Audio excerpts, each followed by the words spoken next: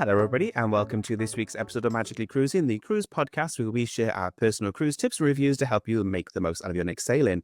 My name's Kieran. I'm an independent travel agent specializing in all things cruise, Disney, and North America, and I'm joined by not one, but two of my fellow co-hosts. So do you guys want to say hello?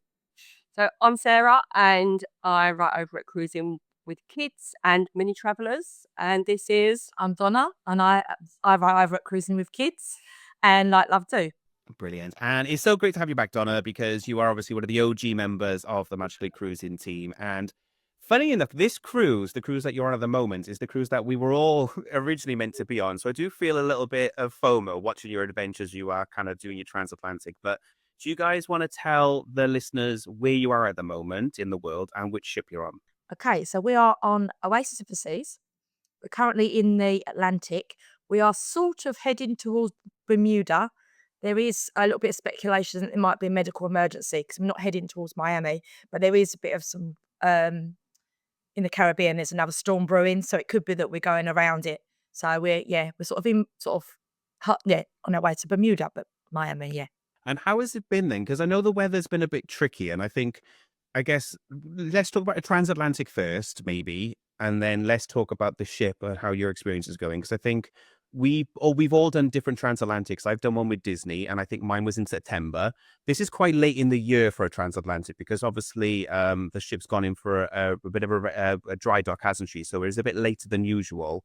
So how has the weather been for you? Because I've obviously been following in the Facebook group because I've kind of stayed in it. But the weather I hear has been a little bit up and down. But how has that affected things? it's not at all actually. I mean, this is my second TA, and it's not as sunny on this one as the last one. It's hit and miss really because some days it's a bit cloudy and then you'll get a couple of hours of sun. If anything, it's just really, really rocky. And we've been lucky because we were in Valencia the day before the storm, so we've Mm. been at the tail end or going through a lot of it, haven't we? Yeah, that's been horrendous. What's just happened in Spain, but we literally were just one day ahead of all of the rain in Spain on the way down to.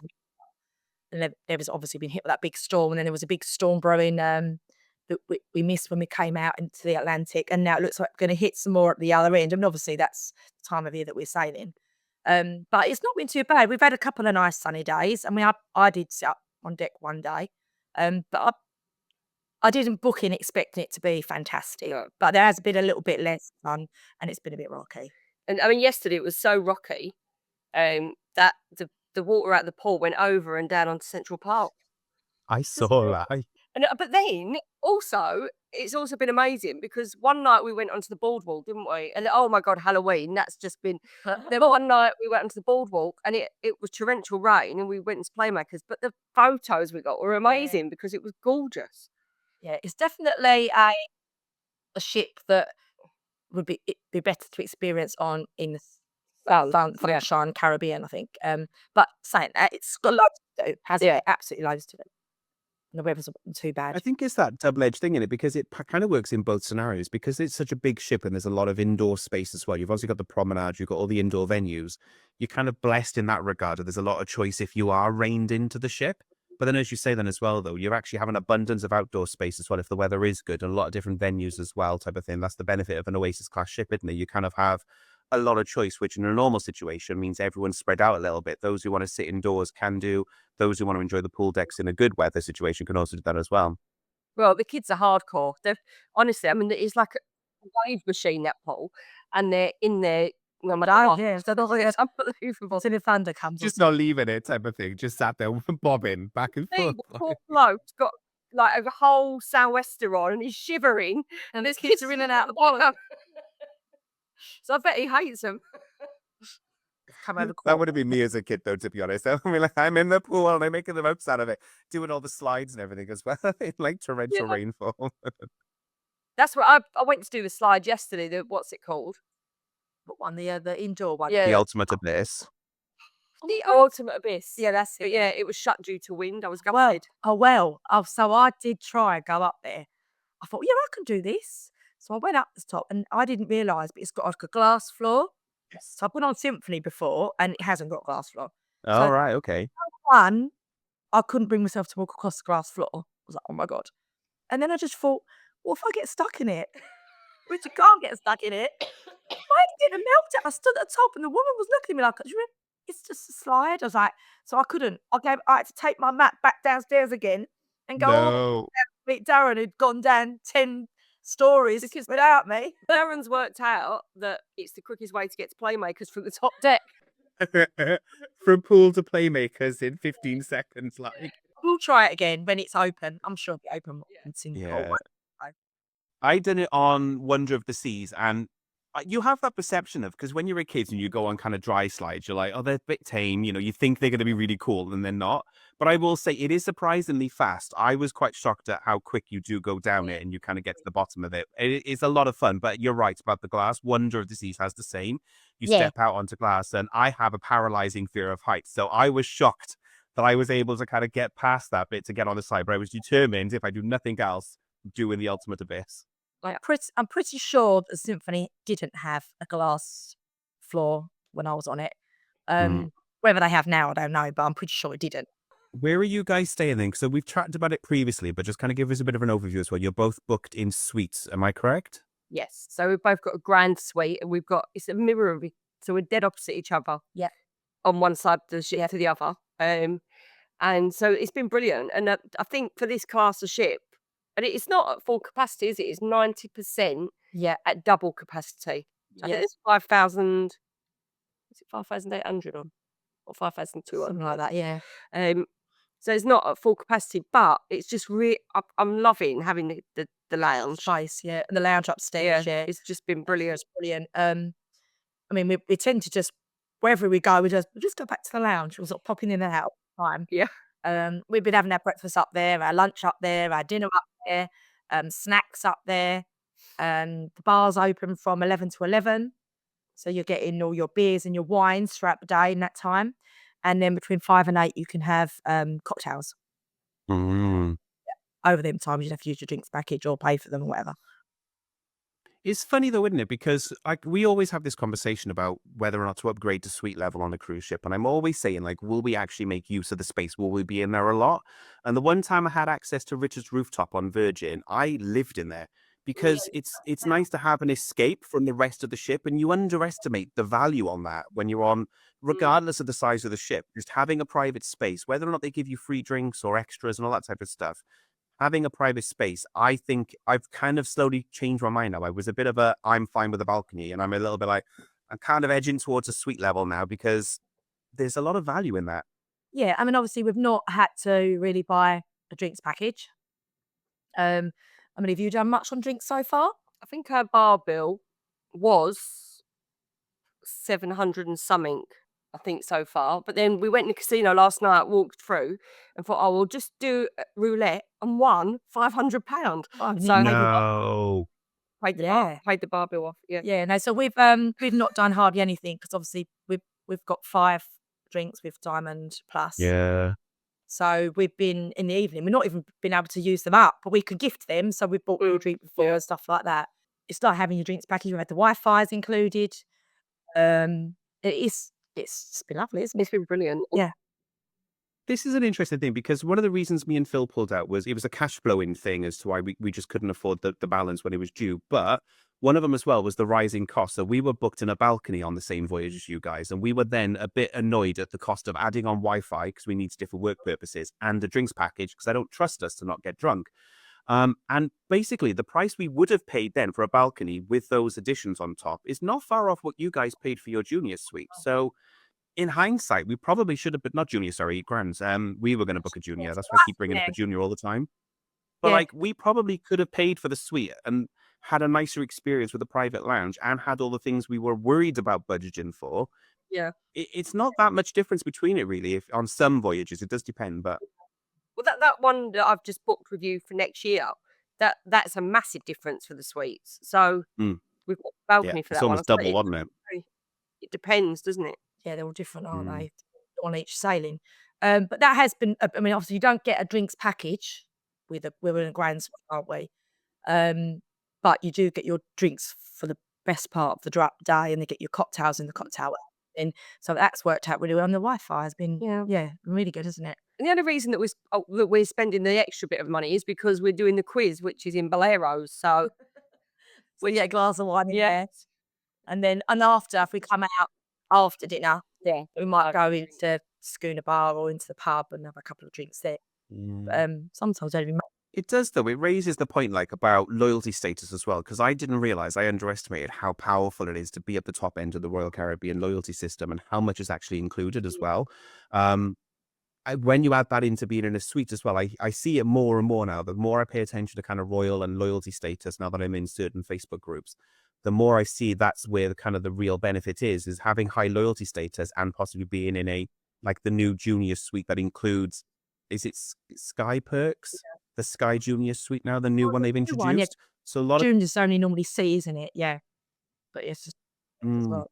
So a lot of people are saying, like, that's the way forward, of to be in kind of the higher tiers of the loyalty scheme and book then the cheapest suite, either a guaranteed suite or something. So you are still getting all those suite perks as well. And then you don't have to worry about, like you say, the Wi-Fi, the drinks package and all that type of stuff. And you're getting your kind of suite, your ship within a ship experience as well. So it's definitely a way to think about staying loyal to Royal, as they say. Yeah, and it is. It's often something that gets ridiculed as well. Like you see a lot in a lot of these not very nice Facebook groups, people talking about the pinnacles and stuff like that. I mean, we've always met some amazing people. They never really talk much about. Well, they're not, I suppose, talk about themselves being pinnacle all the time. But it Yeah. is. They've done it for a reason, and they are getting rewarded for it as well. Actually, especially now, it's leveled out across celebrity and silver seas. So when you go across to celebrity and your Zenith, you're getting your drinks package and your Wi-Fi is just included. So I'm sure the Wi-Fi is. Yeah. So you don't have to worry about that. You can book straight away and know that it's all there. So it's worth it. I mean, obviously, it sometimes takes people years and years to do it, doesn't it? But it's worth it if you like. It is definitely a deciding factor, because, like, me and Phil, we're in the top tier. Not that they've got as many tiers, but we're in the top tier of the Virgin Voyages scheme. And for us now to consider going to another cruise line, we lose things like the premium Wi-Fi. We get $100 bar tab. We get free laundry. We get a cocktail reception hour. So kind of like, as much as we go, oh, let's try somebody else, we're like, oh, but we lose our Virgin perks if we sail. Not lose them, but we don't get those things. And those things become a deciding factor when you are deep into a loyalty It all scheme. adds up, doesn't it? Like we was just saying today, we've got going to do a bag of laundry. So we've got a whole bag of laundry, wash and fold, which would be brilliant. So we're going to do that. That's included. And it's all the little things you think. But yeah, if you was to start again on a different brand. We probably should do an episode actually down the line about loyalty clubs with the different cruise lines and kind of what we think of which ones are the best. Obviously, we're in two of them. You're in the Royal one. I'm pre-gold because I've not done enough nights to get to gold on Royal, so I don't get anything from Royal. I'm in the Princess one, and because of my training level with Princess, I'm in the top tier when I'm on board. I get none of the pre-cruise experiences, but I'm in Elite, I think it is, when I'm on board the ship with Princess, and that's got some really great perks as well. Yeah, we're Emerald on Prince, not Emerald, Ruby. So is that all from what we've gathered around the ship? All the loyalty people that build the points all the time, all do the TAs. So on these, there's loads more than you'd usually get.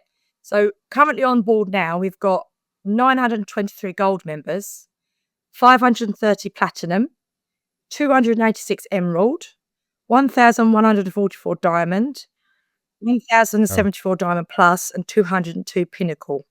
And then we did say, because obviously in the lounge, because the pinnacle people are allowed to go into the coastal kitchen and the lounge upstairs. We said, how does that work out? Because obviously you couldn't have 200 of them in there with all of the people that are in suites. And apparently they said they've got 60 in there at the moment, 20 of which are in suites, so they're in there anyway, and the other 40 are the top 40 pinnacles, and that's how they do it. So they're sort of the top. Right. What- Oh, so the higher up you are is whether you're guaranteed entry or whether or not you're on a wait list. Yeah.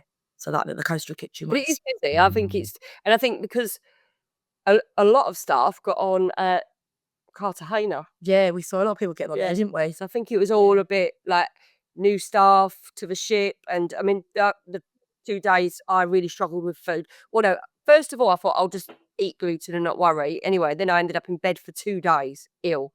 So can't eat gluten. So then I tried the next day. It was like I got dry chicken and a cold potato. Very exciting. Yeah. And then the Lovely. next day I got dinner coming. I nearly cried. I was so, because you think I can't eat this.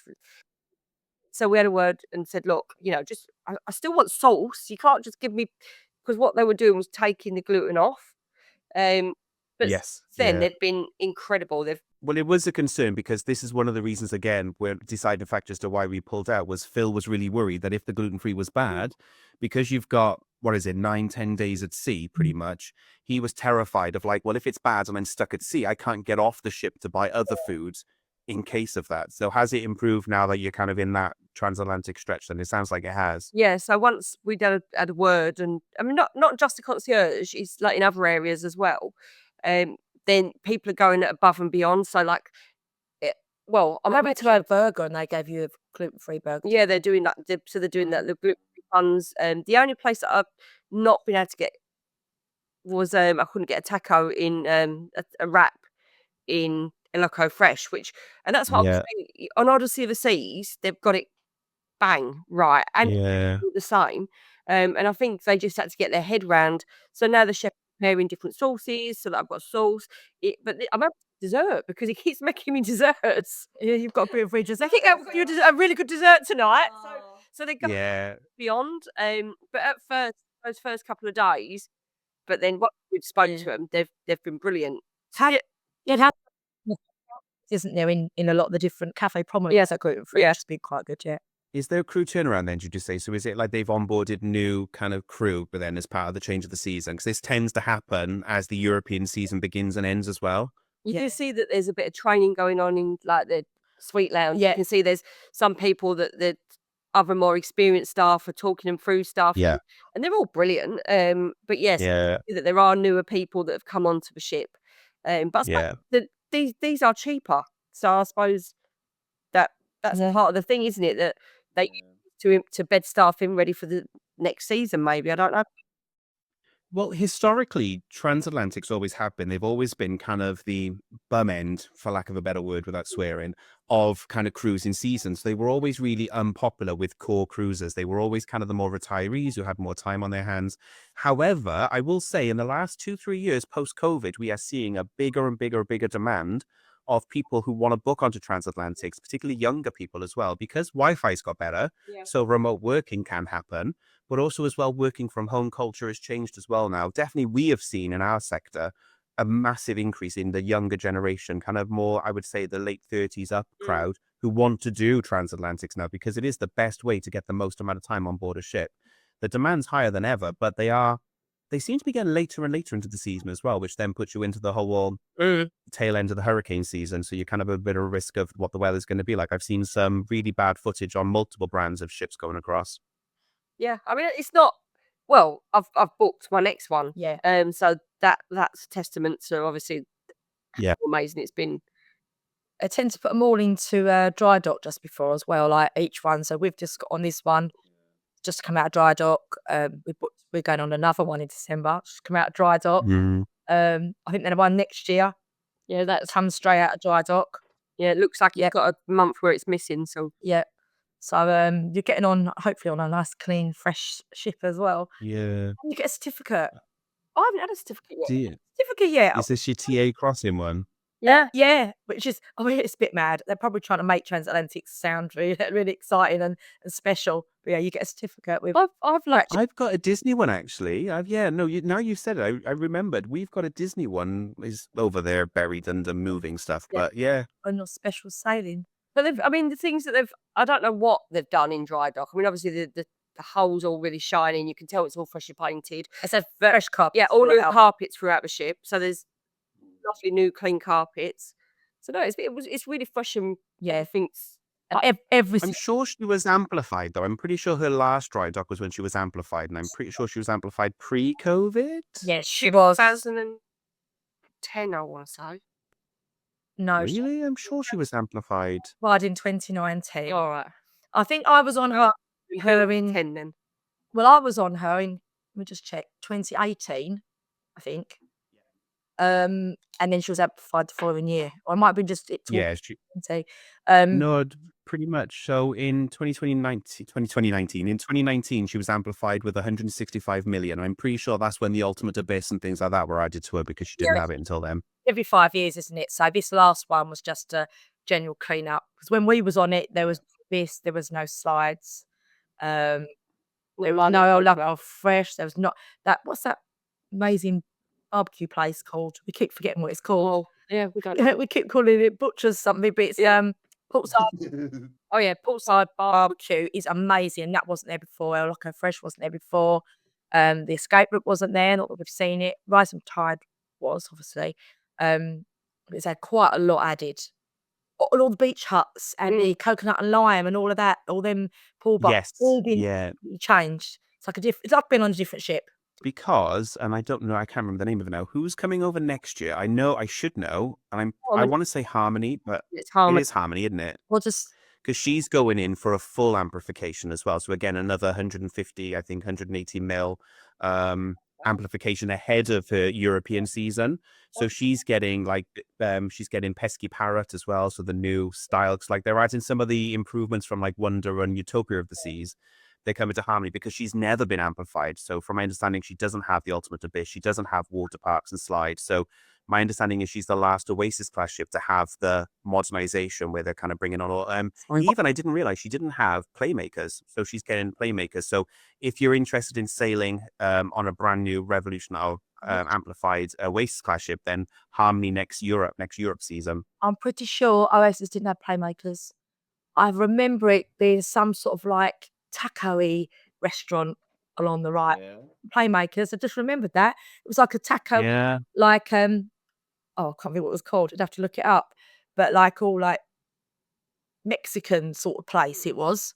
I love playmakers. It's one of my Yeah, favorites. definitely is in our playmakers. I think it's just good that they're constantly like refreshing the Royal Caribbean experience. So you can go on an old ship that you may have loved from the past. Because there's a lot of conversation about like Liberty of the Seas coming and Independence of the Seas coming back to Europe next year. But she's been amplified since she was back in Europe as well. So there's all new water parks and new entertainment on board and new venues on her as well. So you're getting an old ship that, people in the UK love with a whole new, Royal Caribbean update to us. So I think it's great that they do that. And they're probably one of the more aggressive brands for revolutionizing, or that's the celebrity word, but amplifying.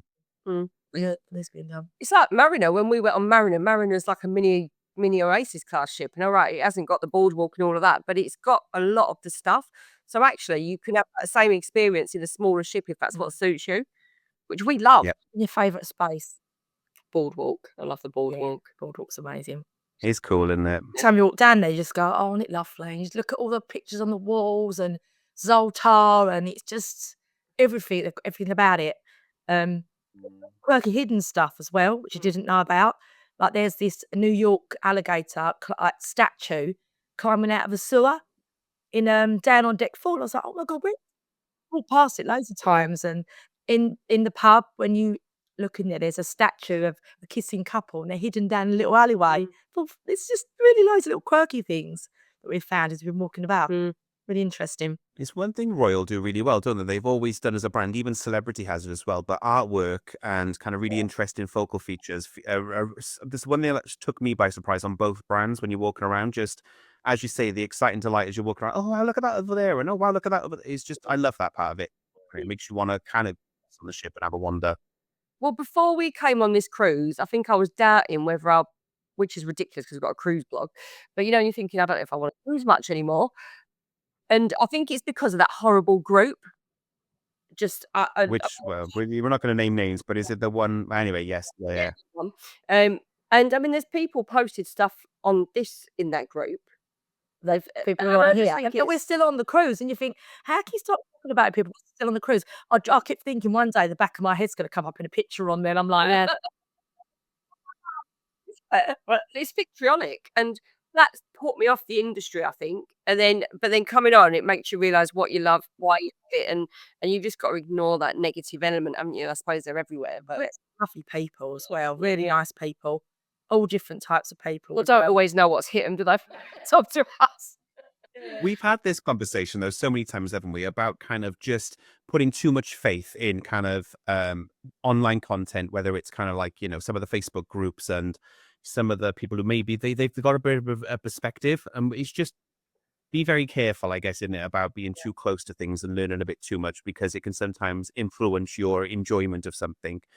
Sometimes it's maybe a little bit better to go in a bit blinder, because you get to experience things for the first time with your own perspective rather than, somebody else's perspective, and then telling you, oh, I didn't enjoy this because it was cold. And it's like, well, actually, it didn't bother me at all. I had a lovely time on there. But Yeah, if somebody tells you it's cold, you're going to go on there thinking, oh, yeah, it is a bit windy, isn't it? And I didn't like it. So I'm yeah. always a bit cautious about, like, you can know too much sometimes and have too many opinions, and first-hand experience is better than believing stuff online all the time. And we've worked hard at exercising, haven't we? We've been getting our steps in every day. I haven't done a lot today. We had a bit of a late night last night, didn't we? But I was doing about 4 miles. I think did 6 laps of the running track yesterday. Good job. I did a bit of running and a bit of walking because it is quite boring. So I thought if I run it, it'll get it over and done with quickly. So, and I'm not a runner. I jog a bit. I jogged through the wind because it's so overpowering, and then I jog. Yeah, so not too bad. I think 2 laps or 3 laps is 2.4 miles. I think it is. Yeah, I think 3 laps is 2.4 miles. And then we go walking down the stairs. I can't always walk. Trying to do as much. I do a couple up and then think I'll give up. Yeah. Honestly, Yeah, no. it's really, really hard, I think. I do about 3 flights and I'm like, Yeah. and I walk across to the other side and I'll try another flight and I go, oh, that's it, I've had enough now. Yeah, but never lifting down. No. So no, it's a brilliant shit. There's just I feel like we've done hardly anything, and we were going to have a strategy meeting. We haven't even had that yet. Yeah. What do we need to cover? I'm like, well. I'm going to go out with a GoPro tomorrow early. I've been to most places now. We actually set foot inside the nightclub. We can say that we got Sarah in there all of about 20 seconds. 5 minutes. Really? It was closed on Wonder. They did it in the ice skating rink instead, the nights that I had on Wonder. So it reminds me of like indoor dungeons with house. It's in the walls. It's all like big sort of stony walls and a big wooden door, and it's quite. Yeah, I don't think we were going back again, but we've been in there once. But it's been the first few days when we was in port, we found it really, really busy in the evenings. Maybe because everyone had been off and then they're on the ship at the same time, so it was quite hard to get seats, especially for 4 of us, to sit down when it in certain places. It seems to have leveled out a bit now, hasn't it? Maybe people that are not night birds are going to bed earlier, so there's been more spaces in the bars to sit down and have a drink. We've noticed it's changing. And weirdly, usually we're schooners every night. I love it. And he's good, the schooners guy, but he doesn't get everyone singing. But the girl that's in the pub, she's brilliant. She's amazing. I can't remember her name actually, but she's really, really good. She was actually on the anthem when I did the Transatlantic. Okay. April. And she's really, really good. And everyone's dancing in the pub. So you don't often see anyone dancing in any pubs. I've never seen that before. But I think it's the way the pub's laid out as well. They've not put any tables directly in front of the singer. So there's a bit of space for dancing. Whereas when she was on the anthem's quite a long pub. So she literally had people sort of sitting in front. So I think the layout's, which is really good. So everyone's like, oh, we'll dance to this one and get it up. That's been really good in the pub, in the Globe and Atlas, I think it's called. Yeah. But my favourite thing so far has just been Halloween. It was phenomenal. Oh my God. I was going to say, I saw loads of pictures and it looked like it was a lot of fun. Oh, it was. I've never experienced a Halloween like it. I mean, and because of where we live, it's all very geared towards Pendle witches. It's all quite serious, and you don't get kids trick or treating where we are. And so the ship, like I'd say 40-50% of the ship dressed up. Yeah, it was quite a high percentage of people dressed up. And then there was a couple of parades. Not everyone took part in the parades. We were in the parade. We did go into the parade. We're just going to do it. But it was a little bit, people were complaining it was a bit unorganised. It was a bit, people were queuing for a long time and stuff like that. But then we all walked around, they'd roped it all off and walked all around. But some of the costumes were amazing. Yeah, some real pros. Yeah, well, it wasn't very. It does shock me sometimes. I'm like, how do you get it in your suitcase? Like, did you have it shipped to the ship or something like beforehand? He was dressed as Marie Antoinette. Full on, full down. His visual was incredible. And we're like, how did And he'd come from England. he bring it in his suitcase? It was massive, his costume. Massive. It was. I didn't think it was dressed up as much as I thought it would be, like the ship itself. No, it wasn't. Next cruise was dressed up really, really well. Did you go in there? They had pumpkins and bats everywhere and cobwebs. That was Really? really good. Did you get a photo of that? Yes, I did get a photo of that. And then the lounge, I was dressed up. And the kids club had some cobwebs, and they probably had some stuff inside. Yeah. I didn't really notice any. I wonder if it's because of the dry dock beforehand, maybe, so they didn't have a full month run up to Halloween, so it was one of those. Yeah, There's not multiple voyages to justify it. Maybe, I don't know. Maybe that's why. But it was honestly, it was just brilliant. It was, the atmosphere was excellent, and all the quizzes were revolved around Halloween. Quiz and everything. So yeah, it was really good. We didn't get to disco that night because we were exhausted. We went out early because we've got our costumes on and went out early. We aimed to do a pub crawl, didn't we? I think we only made 4. And then we ended up in Playmakers in the rain, so we had to sit in there for a little bit longer, but it was lovely. And then we went and did the promenade deck, which was fun as well. So have you done any specialty dining? Because I know we had a chat before you went, Sarah, about kind of your specialty dining. Have you had a chance to do that yet, or are you saving that for later? We've done Giovanni's, which was, everybody else had an amazing meal, but mine, it was good, but they didn't put sauce on the steak, so then that's go and get salt. But I loved the restaurant. And then we did Chops, which food was excellent. They were mega, mega busy. So the food was amazing, but I felt so poor, man. Literally, the waiters were running everywhere. They ran. Really? They were so busy. We've got, was it Cafe 150? Oh yeah, Out 150. Yeah, we got that booked. But an early because that's later. Is it French? No, it's American. Yeah. That's the one that everybody wants to get. Struggled. We've done Playmakers because we haven't done the promenade barbecue yet. But food, outside, yeah. Oh my god, the food looks amazing, and I just gorgeous. But it's been quite windy up there, hasn't it? But once you're in there, it's all right. But we'll just wait for a better day. But we'll definitely try that again. I don't know when we've got the 150 booked. Not sure what day. I've lost track of what day it is. I was going to say, you do on TAs, don't you? Especially you've got like back-to-back C days as well. You kind of be like, what day is it? What's happening? Where am I? Week I don't know what C day we're on. We're on day. I think we're on day 9. And then we've got a backstage tour one day. Yeah, and a bridge tour we've got as well. Right. So looking forward to that. And other than that, it's not a lot else. So nice and relaxed. Yeah, I mean, there's children on, but not. I thought there was going to be, because there's a homeschool group, and in the right. Oh, okay. There's like a couple of hundred of them. But it's the same old royal, isn't it? That everyone's so well channeled that you just don't see. Yeah. Them. You just don't. And there was a family this morning on the running track. The only time you really see them is when you're looking out the window of a sweet lounge at all the little nutters in the pot. Yeah. But they're having an amazing time, and so I think it's we did a TA when our kids were younger, and they loved it. And I think because there's less kids on, it just seems for the families it's a bit more relaxing, isn't it? And yeah, I've heard people talking about the kids club and stuff, so I'm assuming that we've seen there's 3 service dogs on board. Is there? Oh, I've never seen a dog on a cruise ship before. I really haven't. Whether it's because it's TA. Yeah. The little German pointer. Just beautiful. And then there's 2 other small ones. One's quite old, and he gets pushed around in the pram because it's quite an old one, bless him. And then there's these little wood chip areas down on the running deck, tucked out the way, and they just have to go to the toilet there, and they pick up the wood chip and into a bag. Yeah.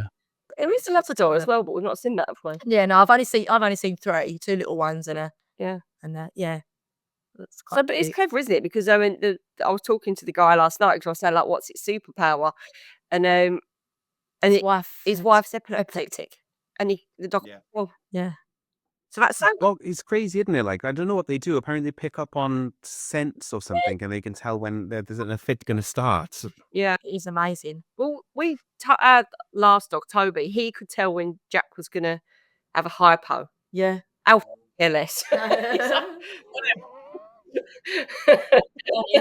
He wouldn't even care. So I messaged Jack to say we're going to book with Chris. It's on his birthday, but Chris said he's 25. For God's sake, I know. and he went out on our anniversary this year. So I thought, right.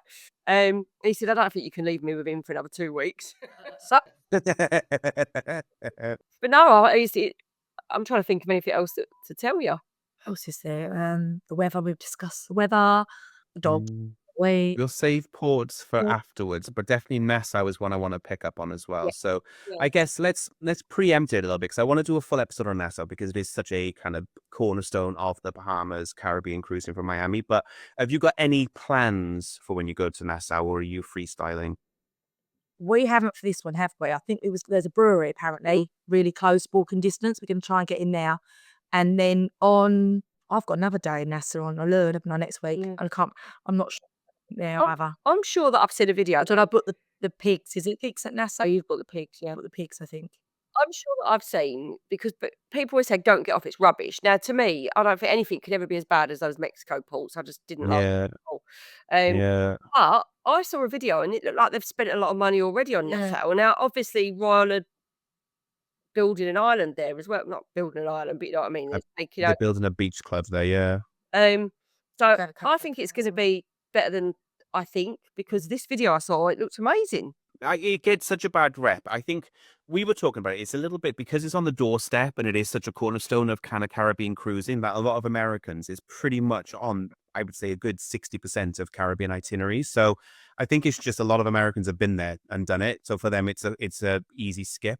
So that's why it'd be good to have a chat. I've never been there. We've never had it on any of our Caribbean itineraries. So I'm just intrigued to see what you think of it when you do go. 2 in the next week or so. It's really funny because I've been there about 3 or 4 times, but I never landed there and took off again. Yeah. A fleeting visit. A flying visit down and up again. So that'd be interesting to say. Yeah, I think we're just going to go for explore, aren't we? Yeah. Take That's time. the better way to do it. Especially the first time you go to a port, it makes more sense to get off, explore. Because with cruising, you're often back in the same port again, aren't you? Yeah. And you can do something else. I've been quite lucky with ports. It's the Valencia, Good weather this time, which I was think. where I really wanted to go. I just couldn't even get out of bed. I was so ill. Yeah. I'm Oh never no. ever eating gluten again. And then what was the next port? Oh, and then Cartagena, it just threw it down. With rain, yeah. So we got off and got back off. And Malibu is on Oh. and to the apartment. yeah, that was good. I was a little bit anxious because we were panicking, thinking because it was the last day before the Transatlantic. Me and Sarah were just like nervous wrecks. If we miss this, we're stuck. The day before, I worried so much because a couple of hours drive, isn't it, down the road from like Cartagena to Malaga, about 4.5 hours. So we were really panicking, but we got back on board absolutely fine. There was no problem there. But the weather was terrible. It wasn't. Yeah. I mean, it was normally that time of year you get a bit of sunshine. It's not it's explore, but it was rain. It was just rain and grey and dull. I didn't bring the clothes at all. I've just bought the complete wrong wardrobe. I've got a bit of everything, but not enough of anything. It's been such an odd season this year, though, for weather, because like I've done Virgin this year, the 2 times we always do it, May and October-ish, and both of my sailings this year have been rained out for half of the cruise, where we've either missed ports or the ports have been kind of really grey and miserable. Whereas last year, same time of year on both same itineraries near enough, and glorious weather. Absolutely glorious. You just can't guarantee it. But this year, especially, has been a bit of a funny one for kind of cruising, Med, and Caribbean weather. It's odd. Yeah, we're looking out there now, and the sea's quite level. Actually, it's not very rough, but it's just grey. It's pretty grey. Brighten up. Go to the lounge and have a glass of wine, can't Yeah, we? I think. Well, we did actually have. And it was before 12 o'clock, might I add. Yeah. But we only sleep, can't we? I tell you what's been hilarious, that every day Darren's like, I'm not drinking till 3, and I don't think he's done it yet. We're all having a glass of wine. So he had to. Yeah, he's like, no, I'm not having one, and then he changed his mind. I know. But the thing that shocked me the most, I think, is the pickpocketing in Spain. Yeah. Every single Port, yeah, I've heard a lot. Rolex, Yeah. somebody's wallet, somebody caught everything. somebody red-handed. So, I mean, Donna was really good. It got us these things What, our phone? Yeah, Miranda. Brilliant. So that you get like these little sticker things that go on the back of your phone. So they're little Okay. out of there, and then you just put like a long string. Don't put it back Yeah. crossbody. And it just means if anyone tries to grab your phone, they're not gonna get it off of there. They'll probably pull you over, but they'll just give up, won't they? 'Cause they can't get your phone. So we had them just a little bit of extra protection. We don't take anything else out of this, do we?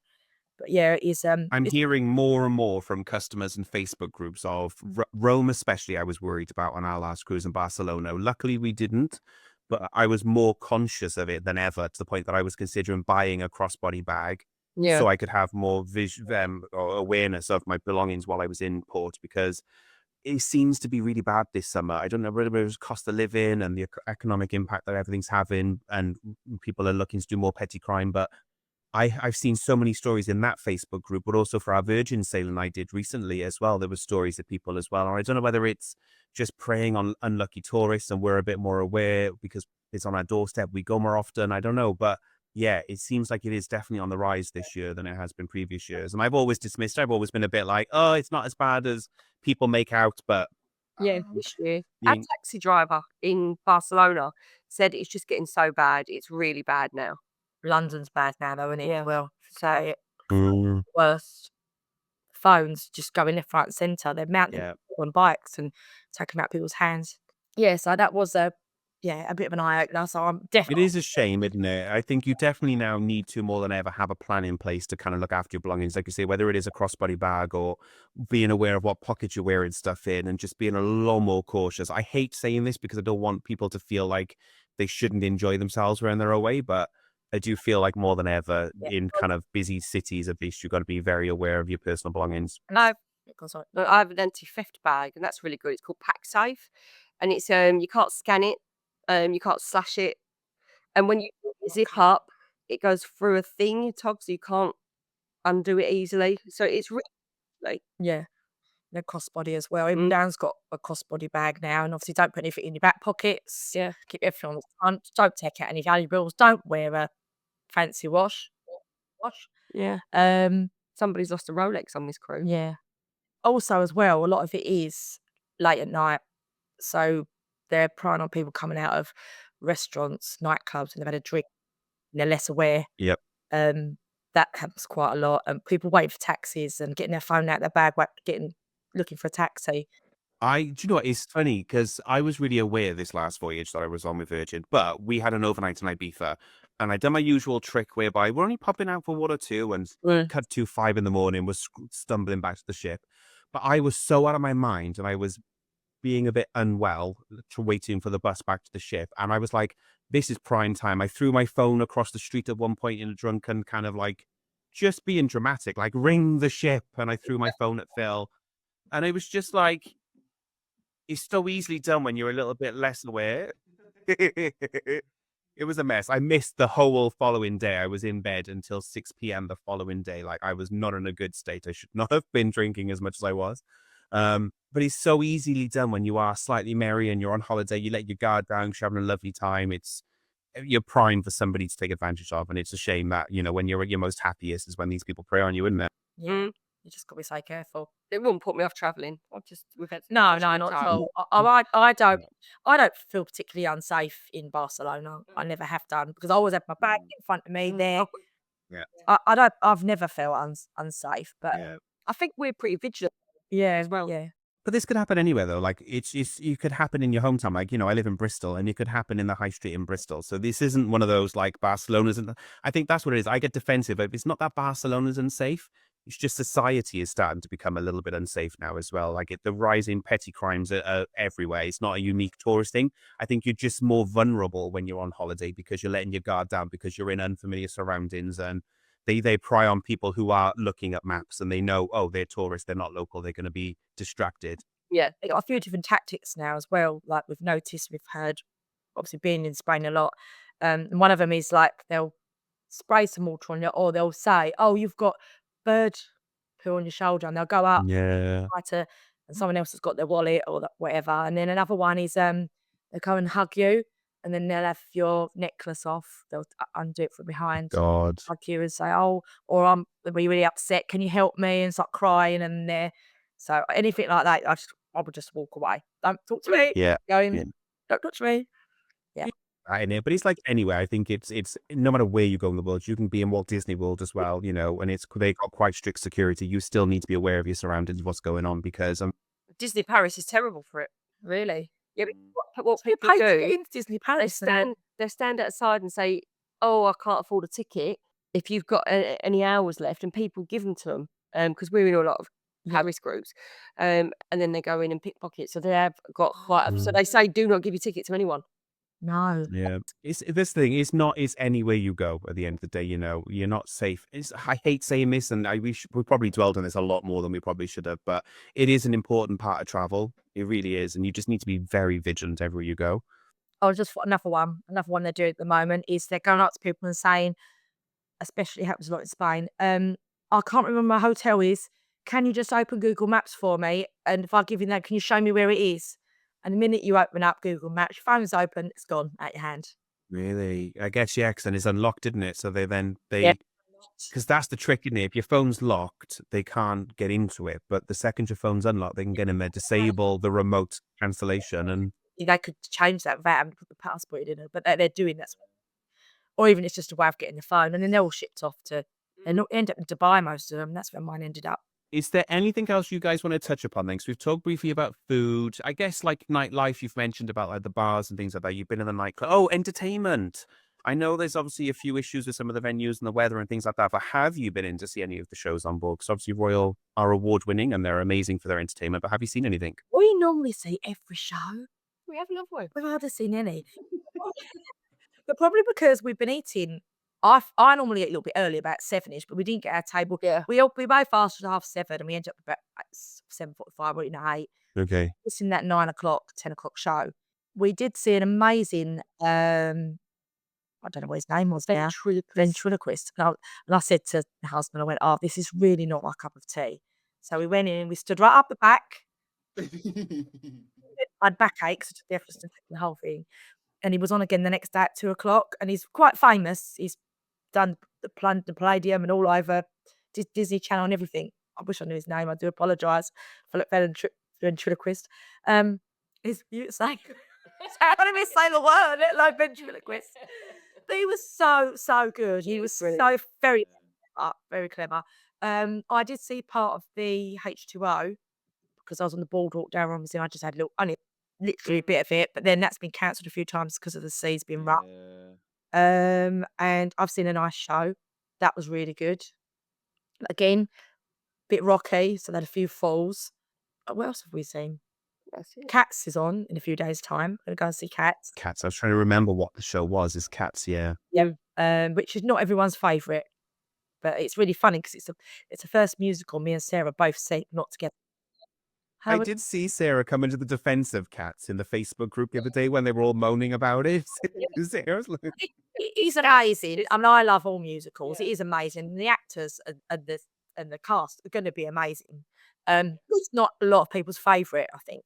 But you love music, don't you? Yeah, I love the music. It's my favourite Definitely. score. I do think we're going to sit down the front. Right. We'll see all the makeup. Yeah. All the makeup. And then you get absorbed into it, don't you? So we've done the silent disco. Oh, yes, that was good. There's always, I think the thing is, we go to dinner and then we just end up laughing and talking. So that goes on longer. Yeah, and then we'll say, well, what's on next? And it could be a quiz or something like that. So we're not really looking at the calendar in the morning and going, right, what we're doing today. We're going, oh, what should we do now? So, Yeah. which has been nice. It's actually been more relaxed. We're not having to plan our day away because you don't want to be all, which sometimes you do. Yeah. But There's always parties on either the boardwalk or there's always a party somewhere. So the one earlier as we're coming here, also there's something going on, yeah. So the atmosphere is just great all the time. Yeah. So so chilled really. See a little bird in Central Park, didn't we? Yeah. Donna got on Central Park, right? So they've got bird sound. And Donna went, oh, she went, they've got birds on. Anyway, they've got one bird, but not as many as Stickers are like the bird's tweet is. Isn't all the birds? Yeah. Well, there's one little bird. It's actually, I looked him up. It's actually a blue throat, I think they call them. They're like a little robin, and they've got like a little blue throat. It looks like a little female one. She's got like a little dark blue. Apparently, the males are brighter, and in the spring, their blue's more vibrant. They've got like red letter. So he got stuck, poor little bugger. But it's probably Nice days. Migrate into Miami for the winter then. And then we've been in the lift with the Piano Man. So that was Oh, really that was good. Yeah. Yeah, that was good, wasn't it? Played Hey Jude for us. Darren pressed all the buttons. So we could just stay in there. The thing is, it's not rare, but like it is rare to see it because I seen him once. I think I tried to get in the elevator on Wonder and the doors opened and there he was. There was Ram. And then they closed the one up and I was like, damn it. Oh, I didn't get it in it last night because I was trying to come down to Valero's with you. So I mean, oh, don't worry, I won't get in because I would have stayed in there and pressed all the buttons. But it is fun. He's really good. Yeah. So yeah, we were all singing. It was excellent. So yeah, there's all bits of pockets of stuff going on everywhere, and fab. Yeah, loads to do. Loads to do. Amazing. No, well, thank you for sharing that. And I'm looking forward to it because we're going to do some port stuff. I know we've scheduled that we're going to do a Barcelona talk, a bit more of a detailed one, because I want to hear about what you guys got up into Barcelona. I also want to do kind of a Nassau. Obviously, depends on what you get up to. It'd be good to have that as well. But is there anything before we finish this episode you guys want to kind of add to this? Or what is your one thing that kind of stood out the most about more an Oasis class ship, I guess, before we wrap up? The space it's huge, and like we've been cruising for years. You've been cruising, Yeah. and it's my first Oasis class ship, and I just couldn't. On day 3, we hadn't seen it all. No. It's just huge, but there's so much going on. But it also feels like it's not too big because each space, got the promenade, then you've got the Central Park and the boardwalk. It's definitely not claustrophobic, is it? Yeah. It is a floating city, but it's not too big. My big question is, does it still feel like a cruise? Because a lot of people say that it's too big and it doesn't feel like a cruise. Do you still feel like you're on a cruise despite being on one of the largest ships in the world? Yes. Yeah, definitely. I think it's benefited us Yeah. being in suite class on the busier days. But no, yeah, definitely. Fab, cool. Okay, well, I know you guys, once you wrap up, because this episode's probably going to come out in like 2 months' time, the schedule that we've got at the moment. But you guys have got loads of guides on your website and about Royal Caribbean. I'm constantly passing along to my customers. So if they're looking to kind of find out more information about the adventures you get up to, or they want to find kind of all your Royal Caribbean content, where's the best place they can find it? Cruisingkids.co.uk, and by then we'll have a full ship tour. Yeah, there'll be lots of Oasis on there. There'll be loads on there. It'll be like Oasis spam for a while. And then equally as well, because I know you guys do a really great job with like your TikToks, your short form content as well. So where's the best place the guys can find you if they want to kind of see all your, because like Donna, you mentioned you've done that really cool one about the gator type of thing. And I thought it was a nice little snippet of the ship. TikTok's actually called Cruising Thrall. So you can find us on Cruising Thrall. And you could probably, if you search for the little alligator, it will come up. New York sewer alligator and TikTok will come up. And then if anybody is living in the UK and you are interested in sailing with Royal Caribbean, then I would definitely love to help you book that cruise as well. You can find me anywhere online under magical-traveler.com, or all my social media is magical TRVLR. I would definitely love to help you set sail in the future. Other than that, guys, I hope you've enjoyed this episode. I'm going to see you on the next one. Bye. Bye.